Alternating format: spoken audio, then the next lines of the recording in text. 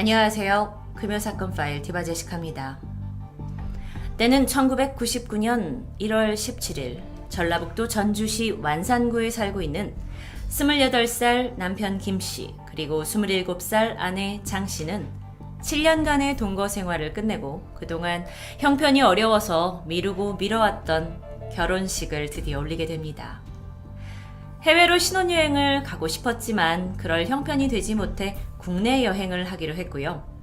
두 사람은 그랜저 차량을 타고 서울을 거쳐 이틀 후인 19일 강원도 삼척으로 이동 중이었는데요.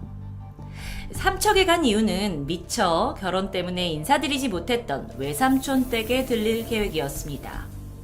그런데 여기서 잠깐, 형편이 어려운데 1999년 그 당시 부의 상징으로 여겨졌던 그랜저, 이 차량을 어떻게 탈 수 있었을까라고 생각하실 수도 있을 텐데요. 당시 남편 김 씨는요, 전주에서 택시기사로 오랫동안 성실하게 일을 해오셨다고 합니다. 그래서 그렇게 큰 돈을 들이지 않고도 이 그랜저 차량을 탈 수 있는 상황이 생겼던 것으로 보이는데요. 사건 당일이었던 1월 19일, 삼척으로 신나는 여행을 출발한 신혼부부의 그랜저 차량은 오후 3시가 되었을 때 삼척 시내에 들어섰고, 이때 부부가 외삼촌 댁에 전화를 겁니다. 삼촌! 저희 시내에 왔어요. 근데 여기서 그 댁까지 얼마나 걸리죠? 두 사람은 곧 찾아뵙겠다는 말을 남기고 전화를 끊습니다. 이후 부부의 차는 오후 4시경 삼척시 노곡면 상마읍리 문이지 능선에 한 지방도로로 막 들어서게 되는데요. 이때 마침 이 길이 비포장도로였다고 합니다. 그러니까 흙과 자갈들이 막 깔려 있었고 흙먼지가 심하게 날렸겠죠. 그래서 이제 비포장도로를 달리고 있는 와중에 마침 앞에 있던 엑센트 차량 한 대가 바로 앞에서 굉장히 느린 속도로 이동하고 있었어요. 물론 도로가 험해서 천천히 이동을 할 수 있었다 했지만 좀 너무도 느리게 주행 중이었거든요. 게다가 앞차가 느리게 주행을 하면서 일으키는 흙먼지로 인해 이 뒤에 있던 부부는 앞에 유리를 잘 볼 수 없을 정도였다고 합니다. 이때 남편 김 씨는 앞차를 추월해야겠다라고 마음을 먹게 되죠. 그리고 속도를 내서 앞에 있는 엑센트를 앞질렀고, 앞에 가다 보니 이제 먼지와 답답함에서 해방된 부부는 다시 행복한 신혼여행길에 오르게 됩니다. 그런데 그때 방금 추월했던 엑센트 차량 기억하시죠? 이 차량이 상당히 위협적으로 부부의 차를 추월해 오기 시작했습니다. 해당 차량은 결국 운전석 옆에까지 바짝 따라붙더니 창문을 열고 이 부부를 향해서 험한 욕설을 퍼붓기 시작했는데요. 너무도 이 갑작스러운 상황에 남편 김 씨 가만히 있지 않았습니다. 그 또한 화를 참지 못했고 다시 앞서가던 엑센트를 추월하게 되는데요. 그렇게 감정이 격해진 두 차량이 추월에 추월을 하는 상황을 약 5분간 이어갑니다. 최종적으로 부부의 그랜저가 엑센트를 앞질렀고요. 이제는 상황이 끝났나 싶었습니다. 그런데 그때 탕 하는 소리와 함께 차에 타고 있던 남편 김 씨의 머리가 이렇게 앞으로 고꾸라집니다. 그리고 부부의 차가 멈추게 되죠. 아내가 너무도 놀라서 옆을 봤는데 남편의 머리에는 검붉은 피가 쏟아지고 있었어요. 아내는 순간 뭘 해야 될지 몰라서 당황했죠. 일단 차가 멈췄고 아내가 차에서 내려서 반대쪽으로 가서 남편을 끌어내렸습니다. 봤더니 막 머리에서 피가 나고 있어요. 어떻게 해야 할까? 일단 병원에 데려가야겠죠? 근데 연락을 어떻게 하지? 라고 생각을 하고 있던 그 순간 저쪽 차에서 건장한 남성 2명이 장씨 앞에 멈춰섭니다. 그 아내가 그들을 딱 봤죠?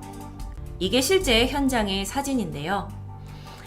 아내가 봤을 때 다가오는 남성의 한쪽 손에는 총이 들려 있었습니다. 순간 이 상황을 파악한 장 씨는 제발 제 남편 좀 살려달라고, 우리 병원에만 갈 수 있게 해달라고 눈물을 흘리고 무릎을 꿇고 싹싹 빌어봅니다.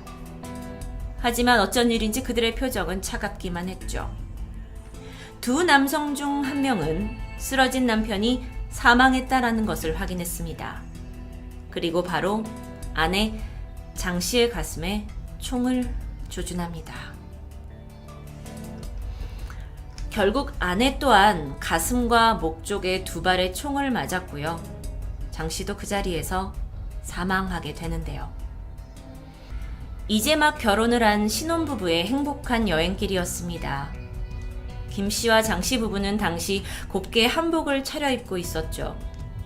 결혼의 시작을 위해서 맞춰 입은 이 고운 한복은 결국 피로 물들게 됐고요.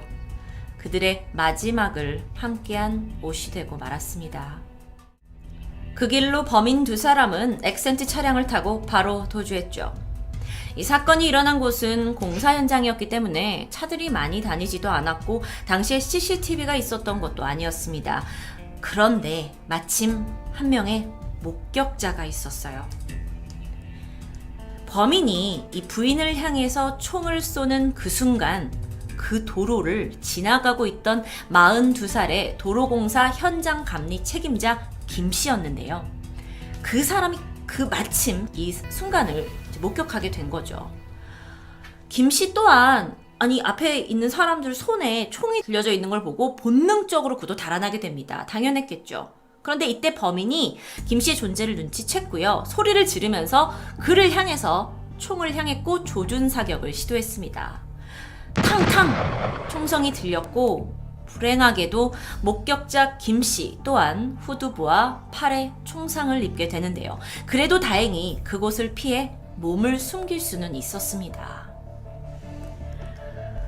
충격적인 총기 살인. 사실 한국에서는 총기 살인이 자주 있는 흔한 일이 절대 아닌데요. 갑자기 시골길에서 벌어진 총기 살인, 게다가 공격까지. 김 씨는 공사 현장 자신의 사무실 안으로 들어갔고 즉시 경찰에 신고를 했죠. 김 씨도 부상을 당하긴 했지만 그가 혹시라도 잘못되었다면요. 이 시골길에서 벌어진 총기 살인 사건은 미해결 사건으로 남았을 가능성이 매우 높았습니다.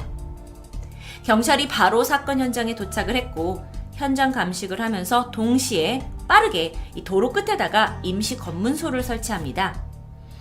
김 씨가 다쳤는데도 어쨌든 빨리 해결을 해준 덕분에 범인은 아직 멀리 가지 못했을 것이라고 생각하고 경찰은 잡을 수 있을 거라 확신했죠. 사건 현장 사진에 대해서 제가 살짝 보여드릴 텐데요. 현장은 끔찍했습니다.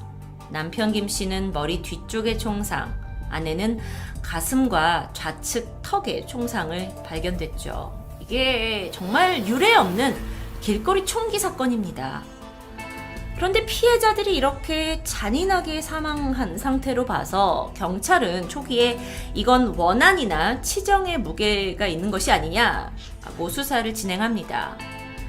게다가요, 이 차를 수색을 했는데 안에 지갑, 가방이 없어요. 그러다 보니까 이건 강도의 짓일 수도 있다라는 가능성을 배제할 수 없었죠. 경찰은 다각도로 수사를 펼쳐나갔습니다. 그런데 문제가 뭐냐면 용의자를 찾을 결정적인 증거가 없어요. 물론 목격자 김 씨 있었죠. 하지만 그는 현장을 좀 멀리서만 목격했기 때문에 범인의 얼굴을 뚜렷하게 보진 못했습니다. 수사가 점점 미궁에 빠졌어요. 결국 이 사건은 KBS 공개수배 사건 25시에서 다뤄지게 되면서 범인에 대한 전 국민적인 단서를 찾으려고 노력했죠. 하지만 생각보다 쉽지 않았습니다. 그렇게 수개월의 시간이 지나버렸어요. 그러다가 아주 생각지도 못한 곳에서 범인의 덜미가 잡힙니다.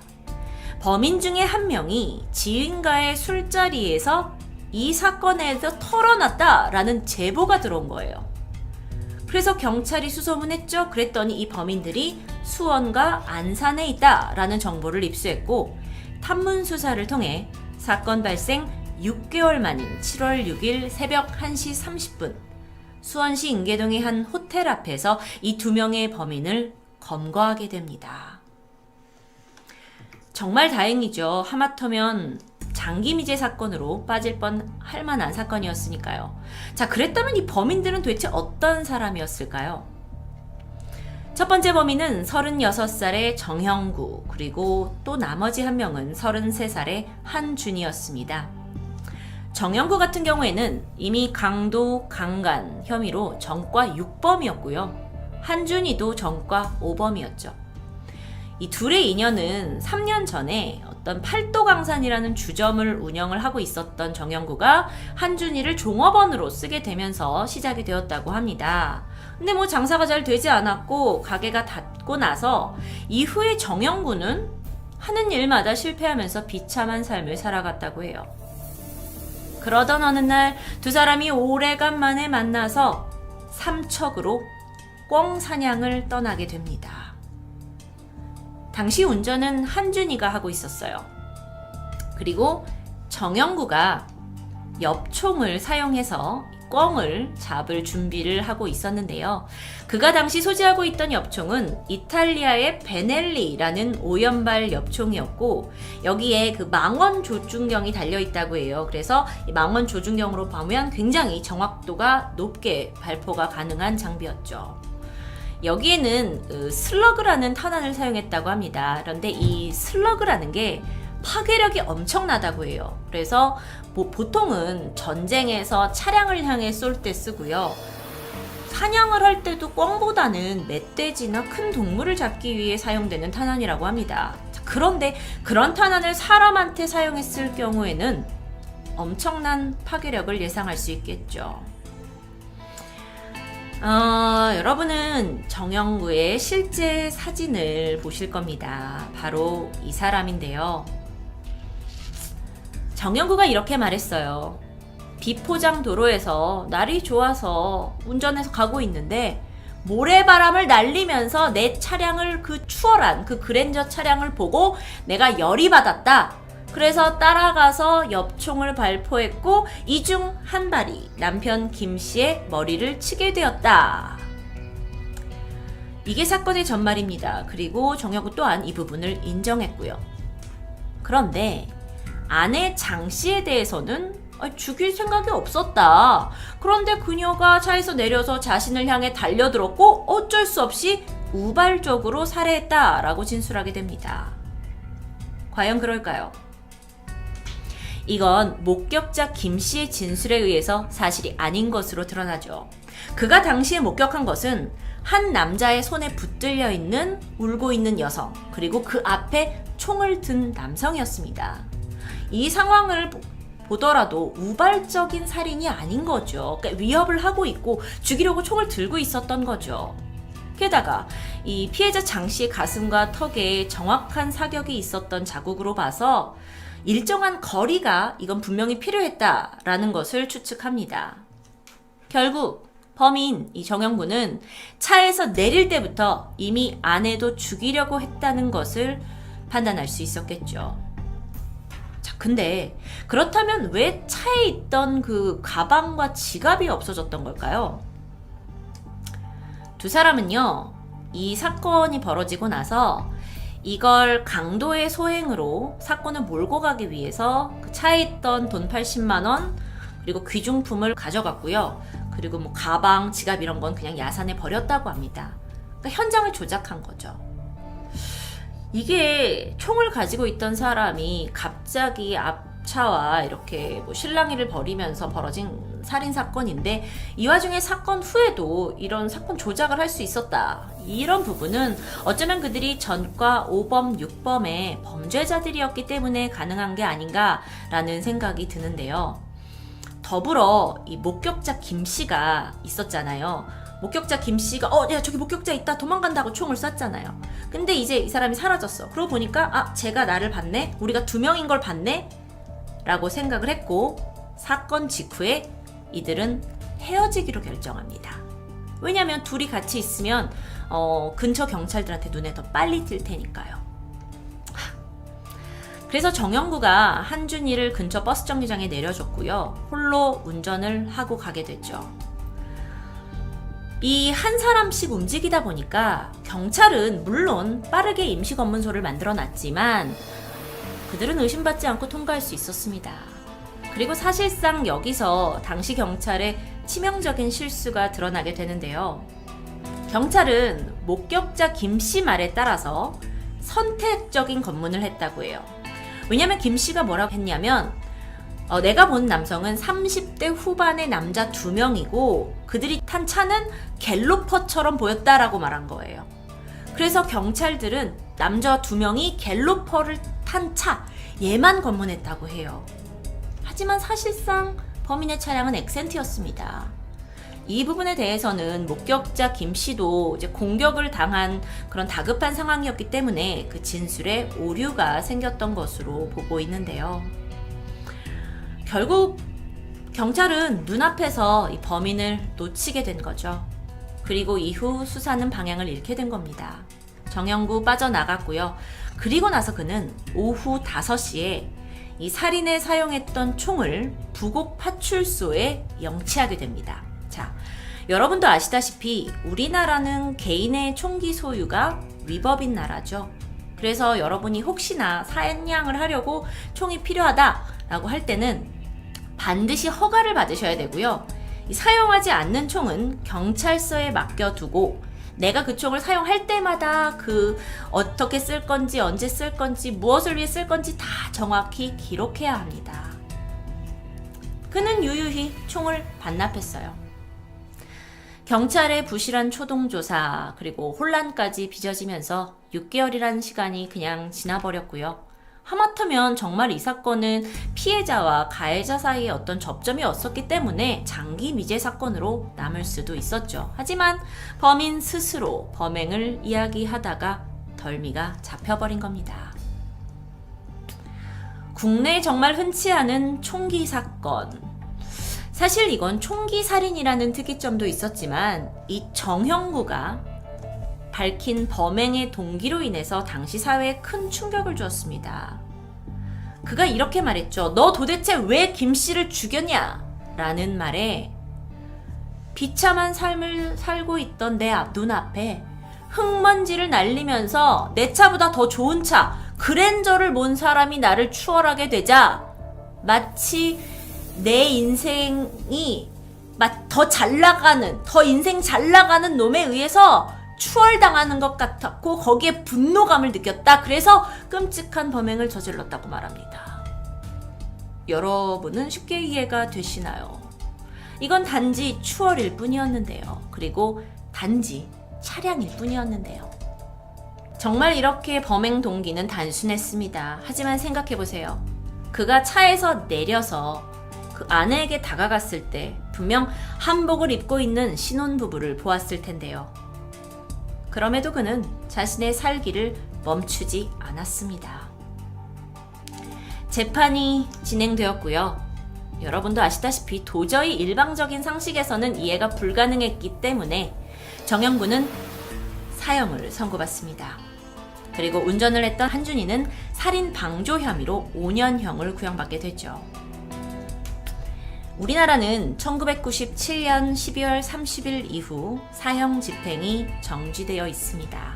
그래서 우리나라에 현재까지 남아있는 약 60여 명의 사형수 중에 한 명이 바로 정영구로 기록되어 있는데요.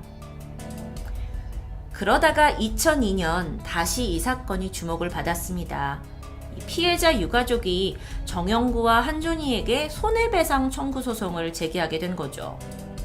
근데 그러면서 한 번 더 안타까운 사실이 알려지게 됩니다. 김 씨와 장 씨 부부가 7년 동안 동거를 했었잖아요. 사실 부부 사이에는 7살, 2살, 2명의 딸이 있었다고 합니다. 시간이 지나 이들이 손해배상 청구를 했고요. 딸들이 각각 1억 원씩 받을 수 있었다고 하는데요. 부모를 한꺼번에 잃은 이 아이들에게 돈이란 게 무슨 소용이 있겠냐라는 생각도 들지만 그 아이들의 마음에 법원의 배상 판결이 조금은 위로가 되었기를 바라는 마음입니다.